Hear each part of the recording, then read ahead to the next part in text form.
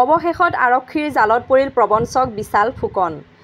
Stock মাৰ্কেটৰ নামত ৰাইজক প্ৰবঞ্চনা কৰি অহাৰ অভিযোগ মাত্ৰ ২২ বছৰ বয়সতে কোটিপতি হৈছে বিশাল ফুকন। বিশাল ফুকনৰ আৰক্ষীৰ জালত পৰাৰ পিছত অভিনেত্ৰী নৃত্যশিল্পী চুমি বৰাক বিচাৰি আৰক্ষীৰ অভিযান। প্ৰকৃততে প্ৰবঞ্চক বিশাল ফুকনৰ লগত অভিনেত্ৰী চুমি বৰাৰ কি সম্পৰ্ক? এই বিষয়ে সবিশেষ জানিবলৈ ভিডিঅ'টো প্ৰথমৰ পৰা শেষলৈকে চাই থাকিব।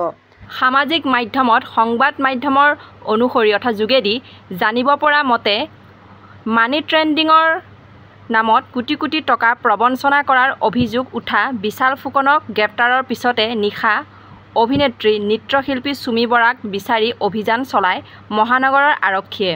গুৱাহাটীৰ চুমি বৰা ফ্লেটত আৰক্ষীয়ে চলাইছিল অভিযান। কিন্তু আৰক্ষীৰ অভিযানৰ সময়ত ফ্লেটত নাছিল অভিনেত্ৰী চুমি বৰা।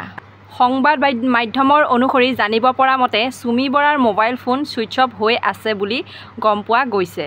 প্ৰবঞ্চক বিশাল বৰা হৈছে অভিনেত্ৰী চুমি বৰাৰ সম্পৰ্কীয় এজন ভাতৃ। সামাজিক মাধ্যমৰ যোগেদি জানিব পৰা গৈছে এই কথা।